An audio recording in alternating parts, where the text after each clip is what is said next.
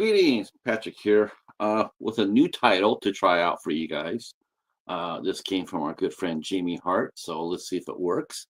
So welcome to BoobTube Retro Jam. And this is where I talk about television. As we saw for the first episode, we did a Columbo adventure, a Columbo mystery. Like I said, we're not doing any one series all from top to bottom. We're just whatever we feel like talking about. That's what we're going to do. And so for this week, we decided we'd take a look at the first episode of the first season of Burn Notice. So Burn Notice was a cool show. It came out on USA Network in 2007. It ran for 7 years. It starred Jeffrey Donovan as Michael Weston, Gabrielle Anwar as Fiona Glenanne, Bruce Campbell. Personally, I think this is Bruce Campbell's probably short of Army of Darkness or Ash versus Evil Dead. This is probably his best work here. I dare say if it isn't his best work here. And I've always been grateful that Matt Nix, who created the show, gave him the role because he was rocking in this. It was a big highlight of the show. He played Sam Axe, and Sharon Gless played Michael's mother, Madelene Weston. And so basically the premise is that Michael Weston is a CIA spy, and he's doing some work down in Nigeria, and he gets as he's meeting with a warlord to not to conduct any more terrorism down there. So he goes and wires the warlord some money, and all of a sudden he gets what is called a burn notice. Now, I guess in the covert operations, spy, CIA, DIA, NSA, any one of those three-letter agencies, a burn notice means that you are just basically cut off from everything. You go basically from being an asset to becoming somebody with no background, no history, no money, no credit, no friends. You're burned. And so that's what happens to Michael Weston while he's in Nigeria. He barely escapes with his life. He gets really badly beaten up, and he manages to get out of there. And even so, he's really banged up. When he wakes up a couple of days later, somehow, some way, he has managed to get himself to Miami. And when he wakes up, we see that Fiona is there watching him sleep, and you see on his body he's been badly beaten. And she pokes him. And he's like, "Ah."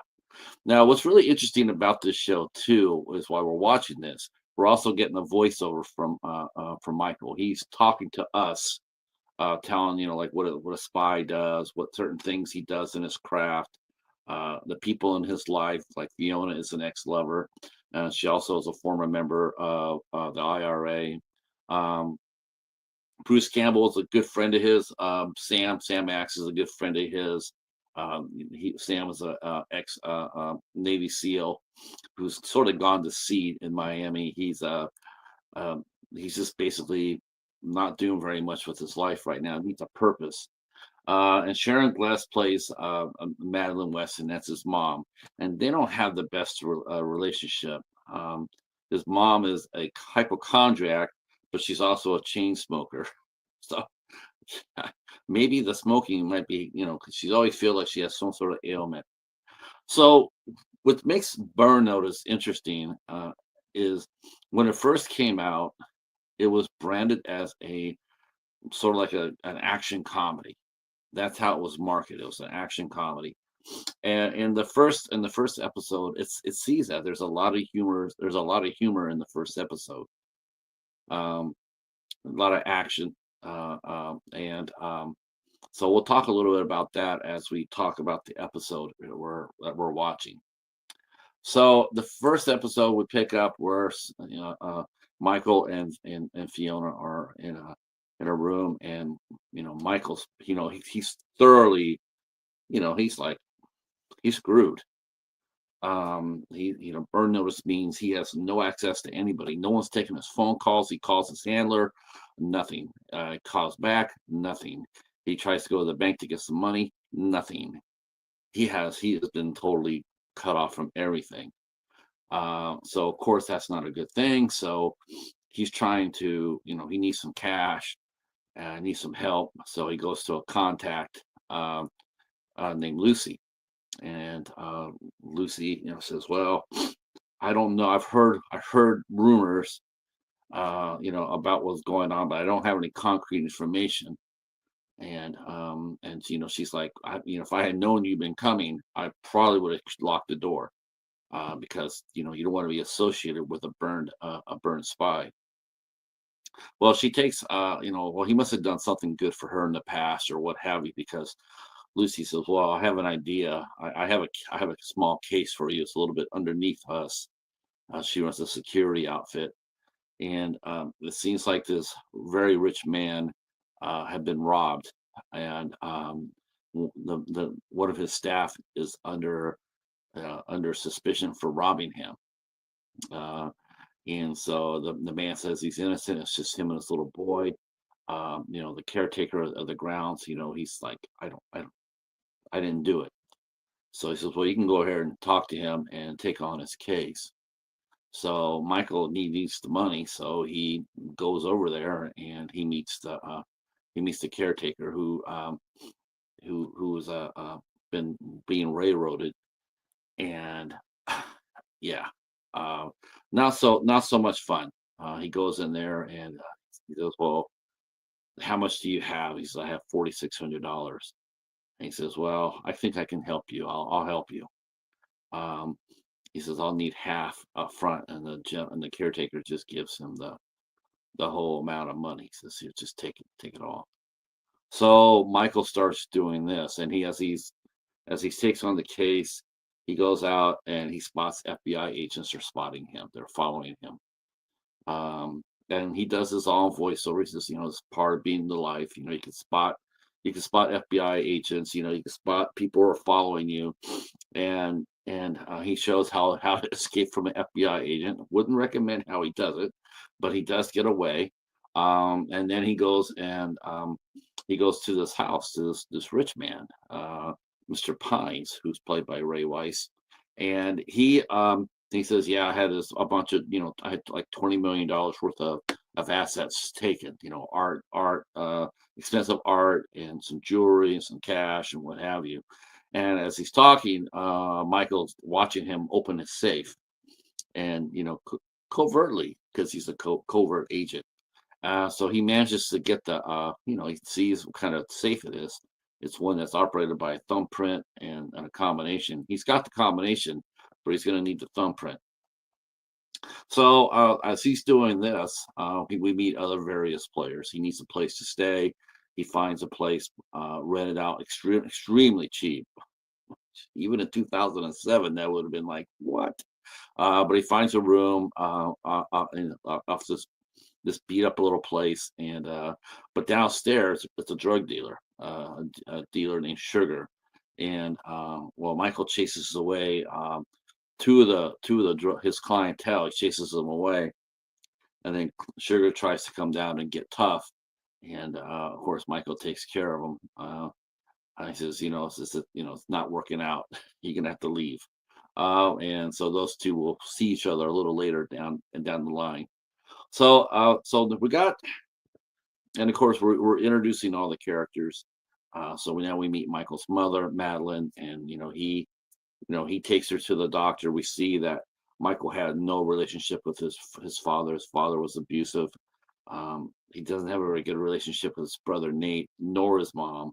His mom he's taking care of his mom pretty much all his life, and of course, she doesn't know really what he does.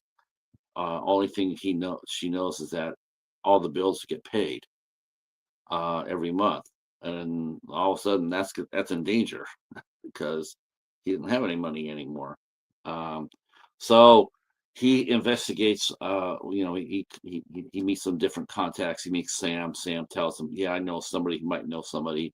Um, he talks to another contact, Barry the launderer, who becomes a recurring player. He's heard rumors that someone was looking to sell art of his, that was from the heist. That leads him to another art house, a museum, a gallery, who he says, "Well, I haven't heard anything, but except for one small thing." And then he tells Michael, and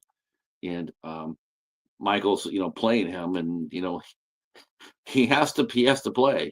And the gallery owner says, "Well, but, I might not. This is what I've heard." And then Michael thanks him, and he says, "Would you like to come over and see some Roman Greco um, statues?" And of course, Michael's like, but he goes. He just goes to look at the art. That would be the nice thing to do, even though he's being hit up on. So Michael, he goes back to the man, the caretaker, and his son, and he connects with the little boy right away. Uh, Michael has no family, of course, but he connects with the caretaker's son, and when he finds out that Mr. Pine, because Mr. Pine is thinking about charging him, he's going to go to the police, and he says, "Well, I talked to the police too," and he says, "Yeah, but I think you're being set up for a scapegoat. So I'm going to have to work a little harder on this." And he does. He manages to get inside Mr. Pine's safe, get some intel, and gets out. We find that his suspicion was an inside job, and it turns out that it was. Um, and of course, Mr. Pine's not too happy, and he has his goon, to try to be a tough guy, and Sam's able to handle him pretty easy. Um, so not Sam, but Michael. Michael's able to handle him pretty easy. Uh, and of course, all this, and he's also reconnecting with Fiona, and Fiona wants to, she wants to, get back together with Michael, and it looks like maybe, but not so much. And as they come back from the restaurant, um, maybe, once again, maybe it may happen. Then we see Mr. Pine's goon, not Mr. but Sugar's goon is standing there saying that Sugar wants you to go. And Fiona takes care of business. Even though she's drunk, she's able to defeat this henchman pretty easily. And Michael says, "Well, when you have a problem, an infestation problem, this is how you should handle it." And we see him do a MacGyver. He goes to a hardware store, gets all these supplies out, and he does all these cool gadgets. Because he's a spy, he knows how to do all this stuff. And so he basically uh, um, he takes care of Sugar. He basically is able to shoot him in the knee without killing him. But comes through the other backside of the house because Sugar has music playing, so he can't hear him breaking into the back of the house. And he tells him that you're going, you're not coming back here. You better you know, and if you do come back and you do raise trouble, well, we might see each other again, but for the last time. Uh, Now things take a ramp up here as we head toward the end when Mr. Pine realizes that uh, now that the caretaker knows, and more importantly, Michael knows that he basically set up himself, he robbed himself. Um, so he's on the phone, he's threatening the little boy, and sends his henchman over there to take care of it. And Michael, he's a little desperate to get there, so he grabs a car, and yeah, he dashes over there, stopping Pine and his henchmen once and for all. And he basically tells them that, "Hey, I'm not going to say anything about your insurance. I'm not saying nothing. I had the paperwork for it, but right now I'm going to let you go through with it. But here's what I want back. I want you to pay your caretaker off handsomely with a severance, and I want a college fund for his son. So basically, he's going to get, if insurance goes through, he's getting $22 million. So he says, I'm going to let you get away with that. He doesn't care about it, but here's what I want back from you. I want you to take care of him. And he says, well, if I don't, he says, well, I have paperwork, and I'll be more than happy to talk to anybody who wants to talk to me. So they make arrangements, and he has to take his henchman with him because he's bleeding all over the couch. So and right before that, there's a really cute scene where Michael is with the young man, and he's crying, he's upset, and Michael talks to him, and he finds out the little boy's being bullied, and so so they took his shoes. He had new shoes. They took his shoes, and they're always picking on him, and so Michael gives him basically a 25-cent tutorial on how to defend himself. So he finds out that Sam's been talking to the FBI about Michael, but Sam says they had him by the nut hair because they had his pension at risk. And Michael understands that. He says, well, that's not going to affect our friendship, because here's what I need you to do. I need you to go ahead and continue to feed the information. Just feed them the information that we want them to have, not that they want to have, but what we want them to have. And he meets the two FBI agents who are following him, and says. So at the end of the episode, Michael he meets the two FBI agents because he goes over to the school, and they're following him, and he's making sure that the little boy can take care of himself, but he's a little far away. So he asks the FBI agent so he can borrow his binoculars, and he sees that the little boy has used the techniques that Michael taught him, and has defeated his bully. So all in all, pretty much, everything gets all wrapped up neatly in a bow. He's reconnected with all the people in Miami. He's a little bit on talking level with the FBI. He's made contacts with a couple of friends. Things seem to be all right. He goes back to his loft, and as he enters, he sees that someone else has been there before him and has just covered the floor with pictures, basically telling Michael that he himself has been under surveillance, and he never spotted them. So they're damn good, real good. And they're all over the floor, and there's this booklet that says "Welcome to Miami," and that really is that's all he can go to. He cannot leave the city of Miami, otherwise he will be hunted down. He's being forced to stay there. He has no choice, otherwise he would be arrayed against too many people. So for right now, they just tell him to continue what he's doing. So the person who burn noticed him didn't just cut him completely off. There's a reason for it, but we don't have no idea. In fact, that's the whole gist of the series: is who put out the burn notice on Michael Weston, and more importantly, why did they do it?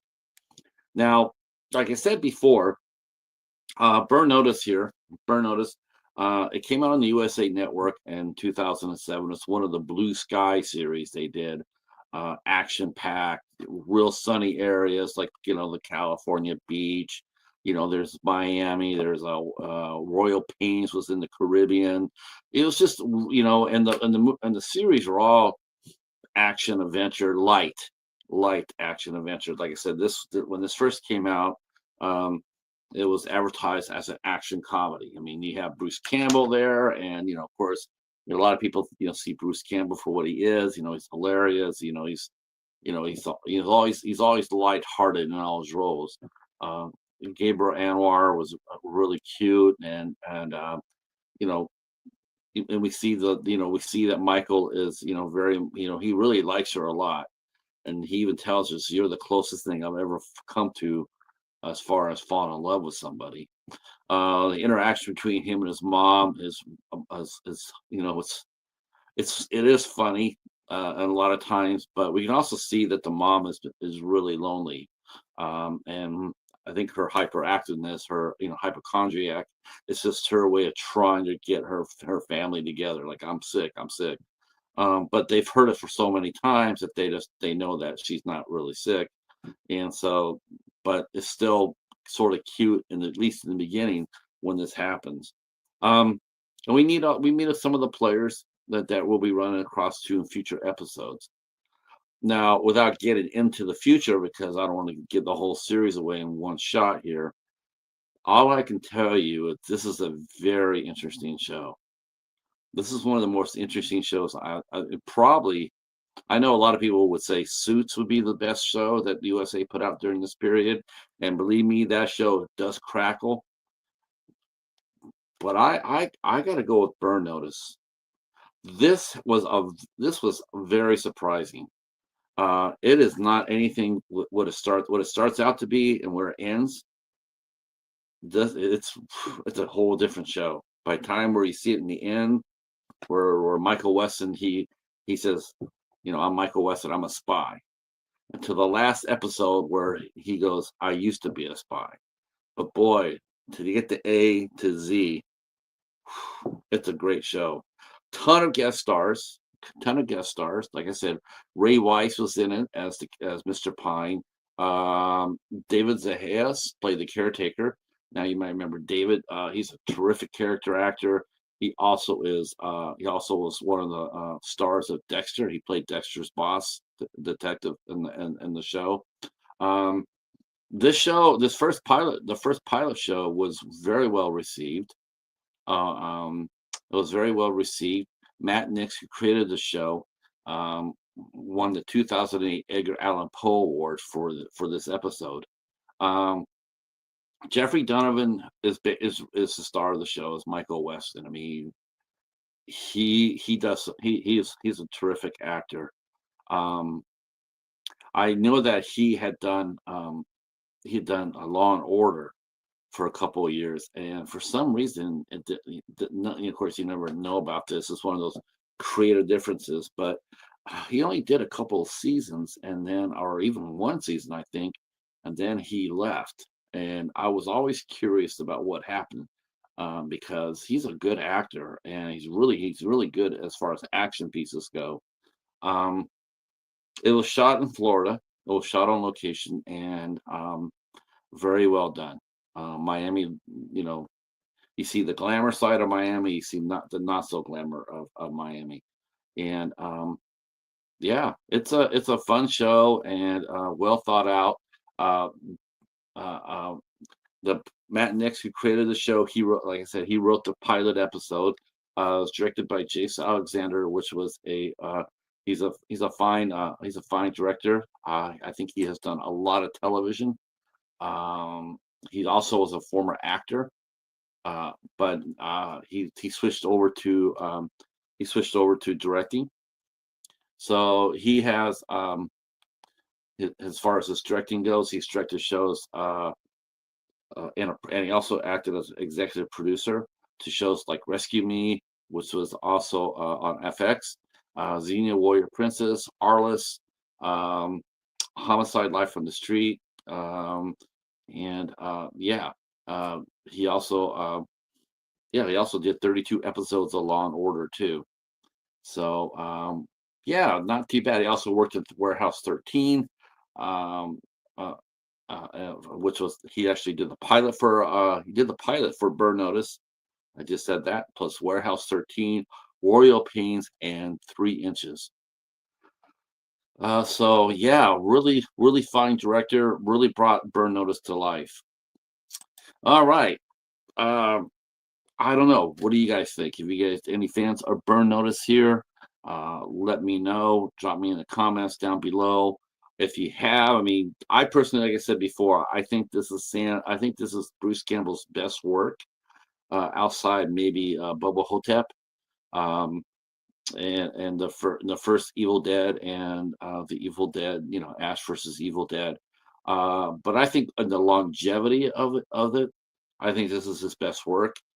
And in fact, his character was so popular that they end up spinning it off into a TV movie, another TV movie, the Fall of Sam Axe. I think was basically telling his origin story. I don't think I have that. That came out separately. But if I do have that, I don't know if I do or not. But if I do, we'll be visiting that probably during Dollar Theater. Um, but yeah, like again, if you've seen Burn Notice, love to hear your thoughts about it. Uh, is it a show that you own, or is it a show that you've seen? Um, that's one thing about these older shows like this. Even though it was on USA Network for 7 years, they don't show it anymore, so it's all streaming. So that's a shame too. Uh, you can get the whole complete series. You can get the whole complete series from Universal or 20th Century Fox, right? So maybe Disney. Disney might have this. You could probably pick it up from Disney. Um, and enjoy. Let me know in the comments down below. If you're new to the channel and you like the BoobTube Retro Jam, drop a comment down below. Let me know what you think. If you have any suggestions for a show if series, toss it out there. If we have it, we'll talk about it. I don't have all the series, but I do have a lot. So just throw it out there. If I have it, we'll talk about it. All right. Well, thank you so much, and we'll talk to you. We'll talk to you next Sunday. Peace. Yes, this will be coming out on Sundays starting at 6 o'clock. 6 o'clock. All right. Talk to you soon.